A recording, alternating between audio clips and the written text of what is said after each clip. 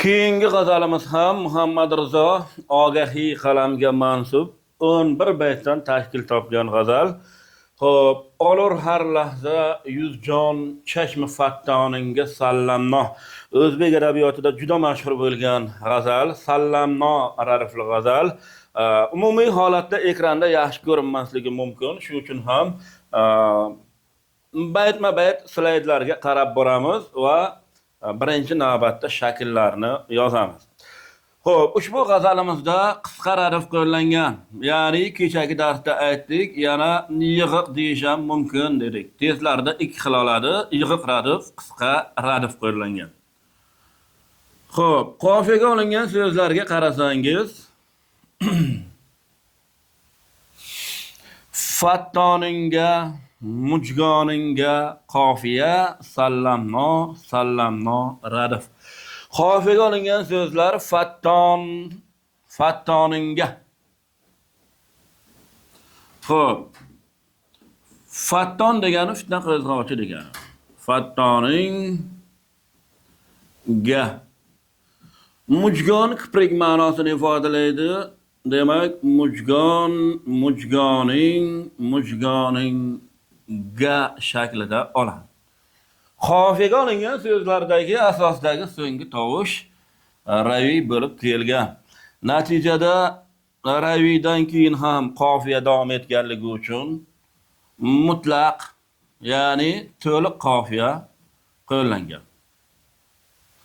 Xo'p, mutlaq qofiya qo'llangan ne tovushi raviy vazifasini bajargan. Xo'p, fattoninga, mujgoninga so'zlari to'q qofiyani tashkil etadi. E'tibor bering. Ton, gon, ing, ga. Xo'p, qo'shimchalardan tashqari asosda ham tovushlar mosligi bo'lsa, bu to'q qofiya deyiladi. Mana bu yerdagi fat va muj so'zlari bir-biriga o'xshamasa ham, lekin asosiy qism bir-biriga o'xshagan, tovushlar bir-biriga mos kelgan, onli tovushlarning ko'proq mos kelishi muhim. O, i, a tovushlari mos kelgan. Xo'p, bunday qofiyalarni ham odatda to'q qofiya olish kerak. Sizlarga och va to'q qofiya haqida alohida video qilaman deb aytganman, chunki ba'zi bir istisnolar, shubhalarim bor. Xo'p, sallamno degan so'zni ma'nolarini aytib o'tay. Balli, ofarin, salom bo'lsin, ta'zimdaman, barakalla, hurmat qilaman degan ma'nolarda qo'llanadi. Sallamno. Xo'p, endi baytlar ma'nosidan kelib chiqib topaveramiz. Olur har lahza yuzjon chashmi fattoninga sallamno. Birinchi she'riy san'atimiz bu tashxis she'riy san'ati. Ikkinchi she'riy san'atimiz esa epitet she'riy san'ati yana hisoblanadi. Epitet. Chashmi fatton. Fatton degani fitna qiluvchi. Ko'zlaringa sallamno. Ana bu epitet. Xo'p, olur har lahza 100 jon deyapti. 100 ta jonimni oladi har lahzada ko'zlaring demoqchi bo'lyapti. Shu uchun ham jon olayotgan ko'z jonlantirilgan. Xo'p, mayli boshqalarni ham yozaylik. Mubolag'a she'riy san'ati ham bu yerda bor. Adabiyotda murakkab katta raqamni ko'rsangiz, iloji boricha mubolag'a oling. Har lahzada 100 marta jonimni oladi deyapti. Har lahzada 100 marta jonni olib bo'lmaydi. Har lahzada fitna qo'zg'ovchi ko'zlaring mening 100 marta jonimni oladi. Fitna qo'zg'ovchi ko'zlaringga balli, ofarin, ta'zimdaman, hurmatdaman. To'kar har damda ming qon, tig'i mujgoningga sallamno. Demak, har damda ming marta qon to'kayotgan kiprigingning tig'iga, xanjariga sallamno. Xo'p, Tanosub she'riy san'ati ham bor ekan bu yerda. Tanosub bir-biriga yaqin so'zlar dedik. Xo'p, o'zi she'riy san'atlarni alohida erinmasdan ranglarga bersam yaxshi tushunasizlar. Mana bu chashim so'zi bilan, mana bu mujgon, ko'z bilan kiprik so'zlari bu yerda tanosub san'atini yuzaga keltirgan. Boshqalari ham bor. Har damda 1000 marta qon to'kadi deyapti. Tashxis.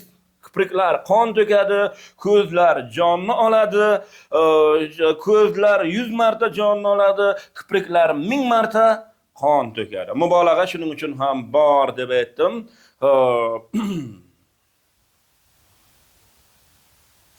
Va boshqa she'riy san'atlar qo'llangan. Mazmuni tushunarli. Har lahzada 100 marta jonimni oladigan fitnagar ko'zlaringga salomno. Har damda 1000 marta qonunni to'kadigan kiprigingning xanjari-yu qilichlariga, tig'lariga ta'zimdaman degan ma'no bor. Xo'p, ikkinchi baytga qaraymiz. Bu g'azal 11 bayt, juda katta g'azal, sal tezroq ko'rib o'tamiz. Jahon bozorida sindirdi yoqut va gavharning qadrini. Qadrini sindirdi desak tashxis bo'ladi. Xo'p, ma'shuqaning nimasidir jahon bozorida yoqut bilan gavharning qadrini sindiribdi. Demak, yoqut, gavhar bu tanosub bir-biriga yaqin so'zlar deb olamiz. Durafshon nuqta bir lallali xandoningga sallamno. Durafshon, afshon degani sochuvchi degan ma'noni ifodalaydi. Zarafshon zar sochadi, nurafshon nur sochadi, shula afshon shula sochadi, durafshon dur sochadi. Nuqta degani so'z. Boya birinchi g'azalimizda ham aytib o'tdim.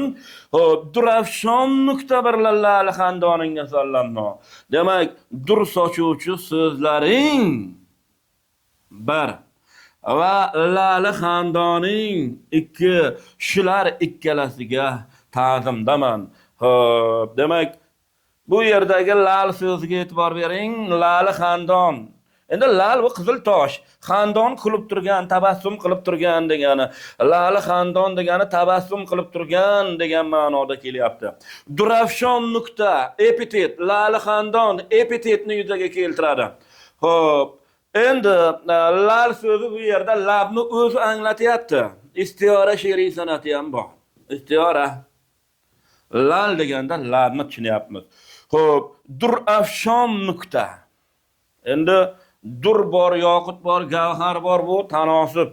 Jahon bozorida yoqut bilan gavharni sening dur sochadigan, durli so'zlar sochadigan labing bu yerda e'tibor bering va so'zlaring hisoblanadi. Sening labing va so'zlaring jahon bozorida yoqut bilan gavharni sindirdi deyapti. Odatda demak, yorning o'sha lali yoqutga, yoqut qizil toshni ifodalaydi. Lab bilan bir-biriga aloqadorligi bor. Gavhar qizil toshni ifodalaydi. Demak, aloqadorligi bor. Xo'p, shu bilan birga mubolag'a san'ati deb olinishi ham mumkin. Jahon bozorida so'zlaring, lablaring sindira olmaydi. Mubolag'a o'ta kuchaytirib yuborganligi sezilib turibdi. Xo'p, endi ustozlar mazmunni aytadigan bo'lsam, jahon bozorida sening dur sochadigan so'zlaring va kulib turgan lablaring yoqut bilan gavharning qadrini sindirdilar. Xo'p, yorning so'zlari, lablari yoqut bilan gavharga o'xshatilmoqda deb ham olinadi. Xo'p, keyingi baytga qaraymiz. Asir aylab kamandiga parishon ko'nglimni etdi jam. Birinchi navbatda bu yerda ketma-ketlikni to'g'ri tushunish kerak. Qoshi, ko'zi, ko'ngli, labi ketaveradi. Xo'p, demak parishon degani bu sochilgan, yoyilgan degani. Parishon ko'ngil, e'tibor bering, epitet. Xo'p, asir aylab kamandiga parishon ko'nglimni etdi jam. Xo'p, jam etdi kesim, ko'nglimni jam etdi. Asir aylab jam etdi. Kamandiga, kamand degani bu arqon ma'nosida keladi. Arqoniga bog'lab, sochilib ketgan ko'nglimni mahkam boylab, asr qilib ko'nglimni yoyilgan ko'nglimni jam qildi. Musalsal halqai zulfi parishoningga sallamno. Demak, sochlaringga ta'zimdaman. Birinchi she'riy san'atimiz bu tashxis she'riy san'ati hisoblanadi. Kim jam etyapti? Ko'ngil e'tibor bering, sochilib ketgan, yoyilib ketgan. Kimdir uni asr qilib, bilasizlar, asrni bog'laydilar. Ikkita qo'lini bog'lab, zich qilib bog'lab, jam qilibdi. Yoyilib ketgan ko'ngilni asr olib, arqon bilan jam etgan. Musalsal halqai zulfinga, musalsal bu yerda epitet san'atini yuzaga keltiradi. Qanday soch? Epitet, musalsal soch. Halqai zulf degani sochingning halqasi. E'tibor bering. Demak, musalsal halqai zulfi parishoningga sallamno. Xo'sh, musalsal degani bog'langan degani. Adabiyotda musalsal g'azal bor. Mantiqan bir-biriga baytlari bog'lansa musalsal deyiladi. Bir-biriga bog'lanmasa parokanda g'azal deyiladi. Yakpora, parokanda, musalsal g'azalning turlari bor. Xo'sh, demak, zulfi parishoning sochilgan sochlaringning bog'langan halqasiga ta'zimdaman. Ma'no shunday. Sochilgan sochlaringning bog'langan halqasiga musalsal halqa. Parishon zulf. Chappa tarjima qilish kerak. Sochilgan sochingning bog'langan halqalariga ofarin, balli. Chunki sening sochilgan sochingning bog'langan halqalari, e'tibor bering. Parishon bo'lgan ko'nglimni asr olib, arqon bilan bog'lab jam etdi degan ma'no bor. O'zi odatda mana bu yerdagi arqon adabiyotda darrov ko'z oldimizga kelishi kerak. Bu arqon yorning sochini umuman olganda o'zi ifodalaydi. Xo'p, demak, she'riy san'atlardan tashxis bor dedik, epitet she'riy san'ati bor dedik. Bilasiz, bir-biriga yaqin soch bor, arqon bor. Tanosib she'riy san'ati bu yerda ishtirok etgan. Tanosib. Shu bilan birgalikda parishon so'zi 2 marta kelgan ekan. Parishon so'zi bu yerda takrir she'riy san'atini yuzaga keltirgan. Takrir. Xo'p. Asr qildi, jam ayladi. Nima? Sochlaring. Nimani jam qildi? Parishon ko'nglimni jam qildi. Nima bilan jam qildi? O'zining arqoni bilan jam qildi. Ana o'sha sochilgan sochingning bog'langan halqalariga ta'zimdaman. Ofarin bo'lsin, balli degan ma'no bor. Xo'p, tashxis, epitet, tanosib, takrir she'riy san'atlari bilan birga yana boshqalari ham bo'lishi mumkin. Albatta, u yo'g'ini o'zingiz ko'rasiz. Xo'p, keyingi baytga qaraymiz. Yuzingdan zarracha partav yetishgach, tira kulbamga, lug'at yodlang ustozlar. Xo'p, zarracha kichkina degani, partav degani shu'la degani. Ma'shuqaning yuzidan bir zarra shu'la yetishgandan keyin tira qorong'u kulbamni yoritdi. Hajr shomin mehr rahshoningga sallamno. Xo'p, demak, oshiqning kulbasi qorong'u. Hijron qorong'uligi, ayriliq qorong'uligi bilan oshiqning kulbasi qorong'u. Ma'shuqaning yuzidan sochilgan bir shu'la natijasida oshiqning kulbasi yorishgan. Ana o'sha mehr rahshoningga ta'zimdaman deyapti. Demak, nur sochib turgan quyoshingga. Mana bu mehr rahshon bu yerda istiora san'atini yuzaga keltiradi. Ya'ni nur sochayotgan porloq quyoshingga emas, quyosh deganda yorning yuzi bu yerda yana o'xshatishlarni bilish kerak. Yorning yuzi quyoshga tamsil qilingan. Xo'p, endi she'riy san'atlarni alohida yozaman. Birinchisi istiora she'riy san'ati hisoblanadi. Xo'p. Istiora qani?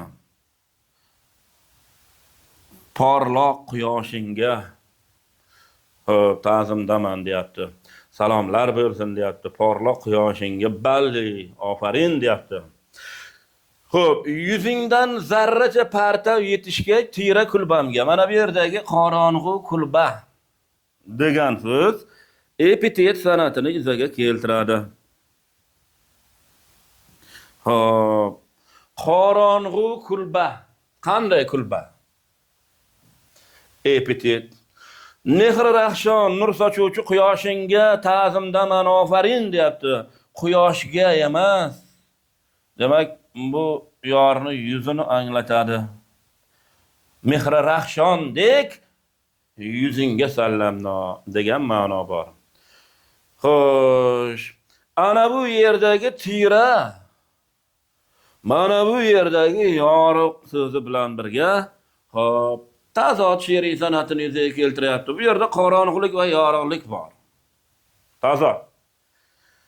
Xo'p, kulba bor, qorong'ulik bor, quyosh bor, hijron shomi qorong'uligi bor, bir-biriga yaqin tushunchalar bor ekan bu yerda.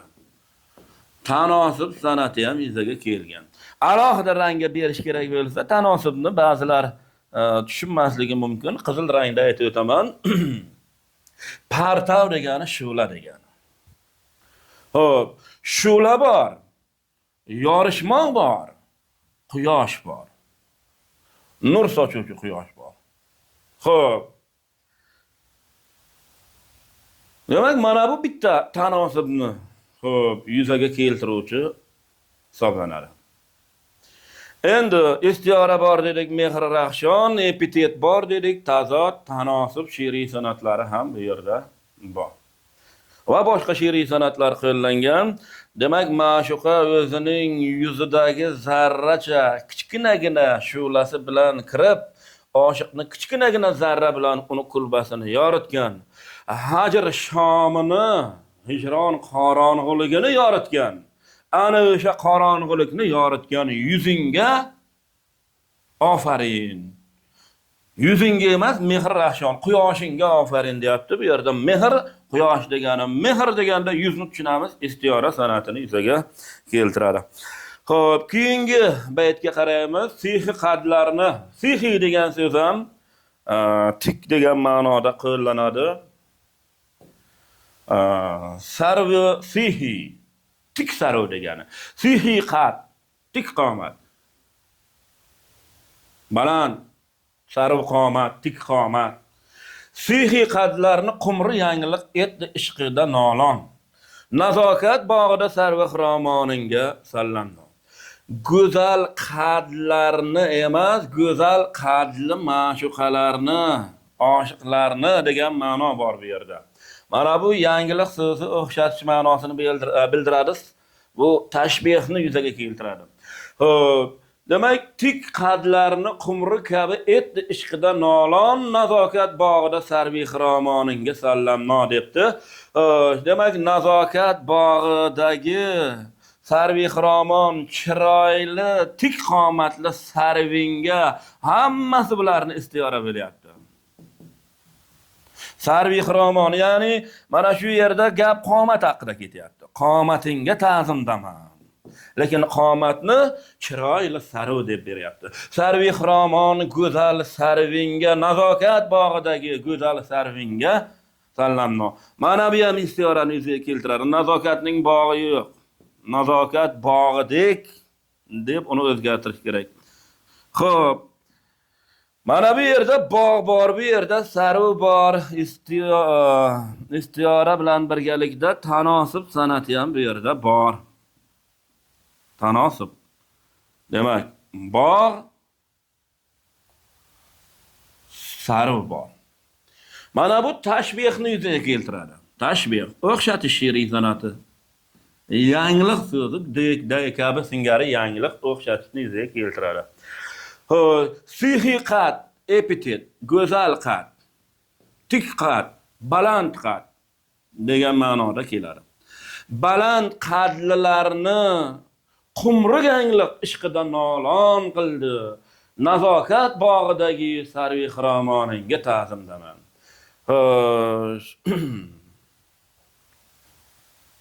degan ma'no bor. Istiora, tanosub, epitet, tashbih she'riy san'ati bor bu yerda. Xo'sh. Endi nolon etdini tashxis shaxslantirish olish mumkin. Chunki ma'shuqaning qomati hammani nolon qilgan. Keyingisi, agar ko'rsa edi Yusuf malohatli jamolingni, to'rdan to'g'ri she'riy san'atlarni aytaman, ma'nosi tushunarli ekan. Malohatli jamolingni bu yerda sifatlar she'riy san'ati, epitet she'riy san'ati yuzaga kelgan. Yusuf talmih she'riy san'atini yuzaga keltiryapti. Talmih Yusuf alayhissalomni yaxshi biladi. Deredi sidq degani rostlik bilan aytardi ruxsori toboninga sallamno. Yana boyaga o'xshagan o'sha sifatlash bor bu yerda. Tobon degani porloq degani. Ruxsori bor bu yerda. Izofali birliklarni chappa tarjima qiling deganmiz. Porloq yuzingga ofarin, salomlar bo'lsin. Hurmatdaman, ta'zimdaman degan ma'no bor. Agar Yusuf malohatli jamolingni ko'rganda edi, rostdan ham shunday degan bo'lardi. Porloq yuzingga sallamno degan bo'lardi. Demak, bilasiz, adabiyotda Yusuf alayhissalom go'zallik ramzi hisoblanadi. Yusuf malohat, jamol, ruxsor bu yerda bir-biriga yaqin tushunchalar. Chunki Yusuf alayhissalomning yuzi chiroyli bo'lgan. Hop, demak tanosub ham bor deyish mumkin. Shu bilan birga iqtibos she'riy san'atiga o'xshab ketar ekan bu. Hop, demak Yusuf malohatli jamolingni ko'rganda rostdan chin dildan aytardiki, yuzlaringga ta'zimdaman degan bo'lardi.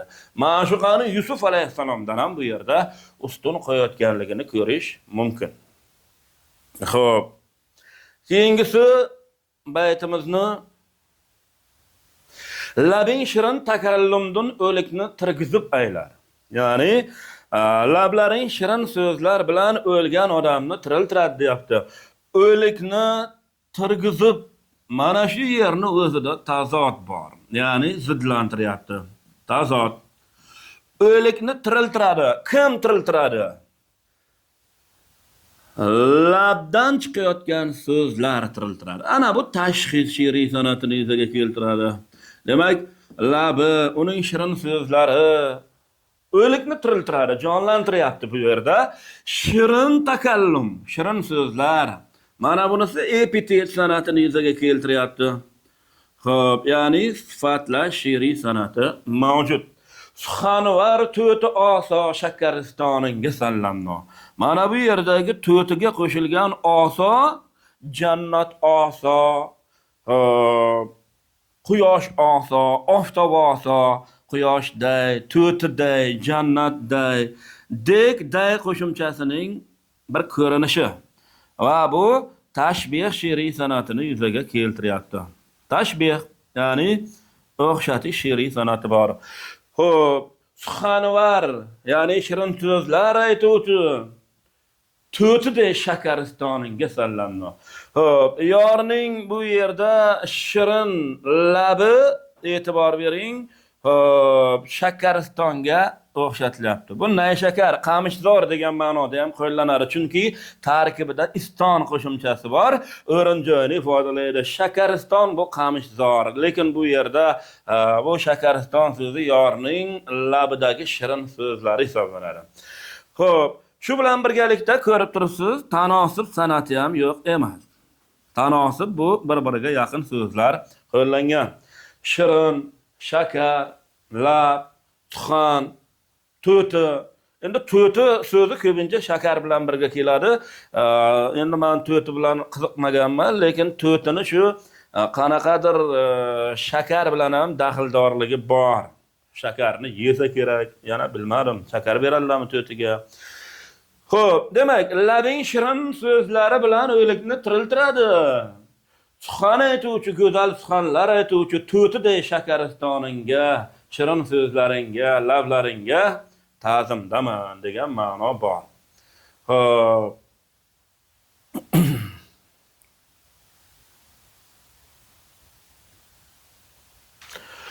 Shu ehson naqdini sochding.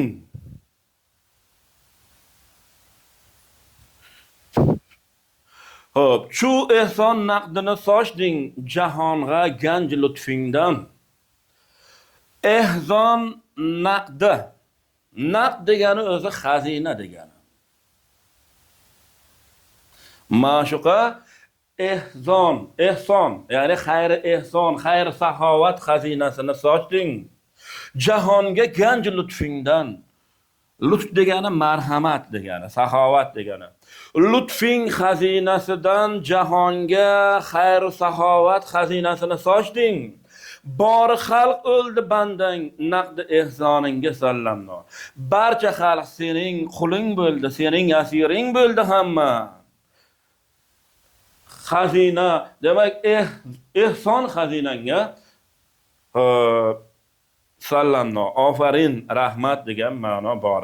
Tardi aks borga o'xshab ketibdi. Xo'p, e'tibor bering. Tardi aks teskari qo'llash. Ehson naqsi. Ehson naqdi bilan naqdi ehson ikkalasi bir-biriga teskari holatda qo'llangan. Tard aks. Tard teskari, aks qaytarib berish, teskarisini qaytarib berish degani. Xazina, sochmoq, gand, bu ham xazina degan ma'noni ifodalaydi. Xo'p, demak bir-biriga yaqin tushunchalarni qo'llagan, tanosub san'atini yuzaga keltirgan. Xo'p, endi fikrimcha ehson naqdini, ya'ni ehson xazinasini mana bu yerdagi ganj lutfing, ya'ni lutfing xazinasini degan so'zlar istiora san'atini yuzaga keltirishi kerak. Marhamating xazinasidek. Bor xalq o'ldi bandang naqd ehsoningga sallamno. Barcha xalq seni bandang, quling, asiring bo'ldi. Xayr ehson qilgan xazinanga, ehson xazinanga ofarinlar bo'lsin. Ehson naqdini sochib, jahonga sochib, lutfing ganjidan sochding degan ma'no bor. Xo'p, juda katta g'azal ekan. Riyoyu uj birla bir turuk johilni ey zohid, muteyi muxlis etding.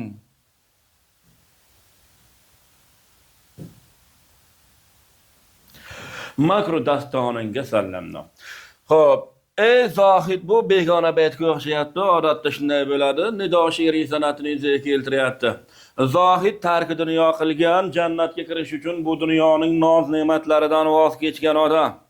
Faqat jannatga kirishni o'ylaydi.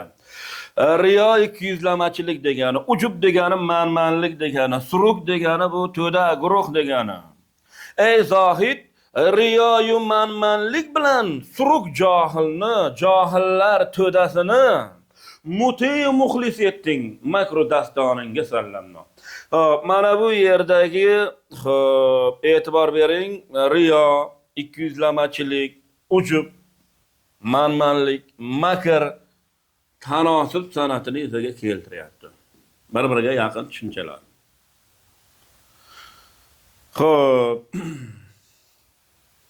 Mana bu daston so'zi hiyla ma'nosida ham keladi. Makr hiylalaringga ofarinlar bo'lsin ey zohid. Bir to'da guruh. Ana bu suruk johil degani, to'da johil degani epitet bo'lar. Qanday johillar? Bir to'da, bir guruh johil. Johillar epitetni yuzaga keltirgan. Bir guruh johillarni ey zohid riyoyu manmanlik bilan mutiyu muxlis etding, makru dahtoringga sallamno. Shu bilan birga metoshining ko'pligi ham sezilib turadi. Bu tavzi san'ati deb olinishi mumkin. Tavzi, alliteratsiya deb ham aytganmiz. Ushbu san'at ham bor deyish to'g'ri bo'lishi mumkin. Tanosub, nido, epitet, tavzi va boshqa she'riy san'atlar qo'llangan.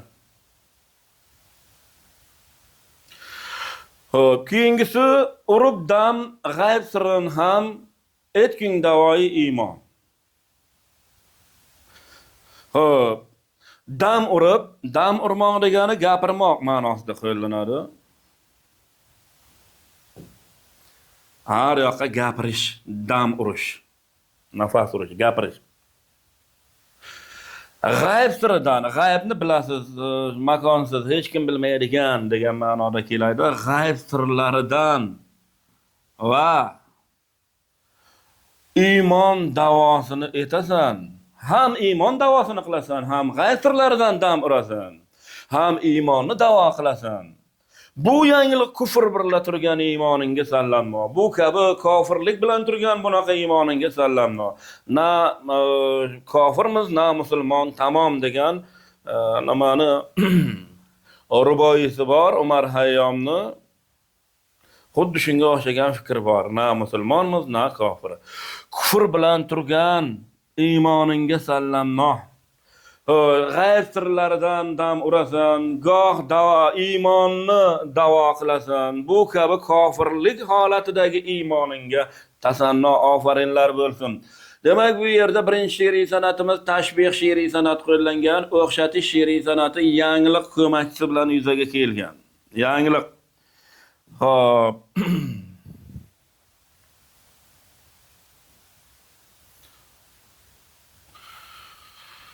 Demak, yangilik so'zi tashbihni yuzaga keltirgan deb aytdik.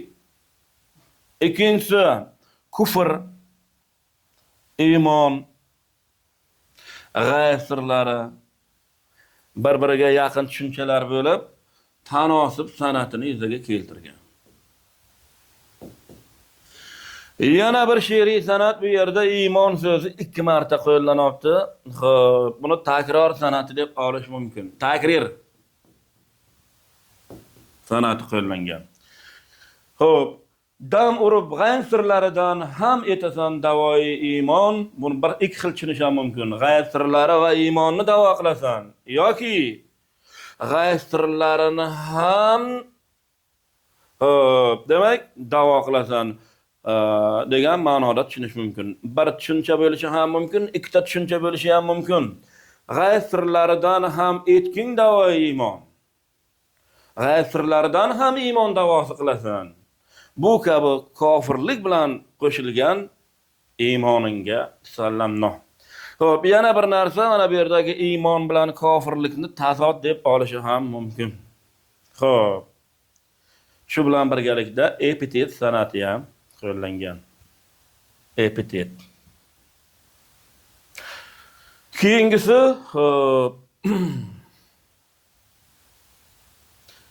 chekar sen ogahi tunukun ul-oy javru jafosini, bu qattiq mehnat ichida chiqmagan joningga sallamno.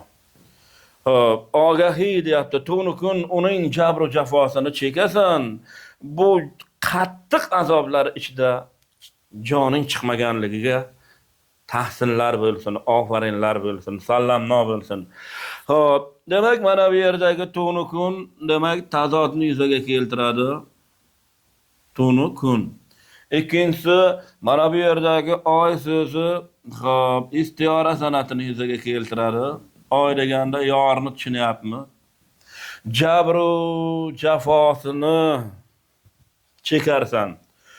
Qattiq mehnat, jabr, jafo bir-biriga yaqin. Jabr, jafo, mehnat. Mehnat degani bu azob degani. Qattiq azoblarga chidagansan, ogahi joning chiqib ketmaganiga tahsinlar bo'lsin. Demak, bu yerda tanosib san'ati ham bor. Jabr, jafo, mehnat va hokazo. Xo'p, ogahini xohlasangizlar nido san'ati olasiz. Qattiq mehnat, masalan, chiqmagan jon deyish mumkin. Demak, bu epitet san'atini yuzaga keltiradi. Epitet. Ogahi tunukun u oyning jabru jafosini chekarsin. Bu qattiq azoblar ichida joning chiqmaganligiga tahsinlar, ofarinlar bo'lsin degan ma'no bor. Shu va boshqa she'riy san'atlar qo'llangan ancha katta g'azal ekan, 11 baytdan iborat. Biz keyingi darsimizda, keyingi videomizda Mavlono Atoyi Munis Xorazmiydan ham tahlil qilmoqchimiz. İmkoni boricha milliy sertifikat savollarida olingan, tushgan g'azallardan tahlil qilsak, maqsadga muvofiq bo'ladi.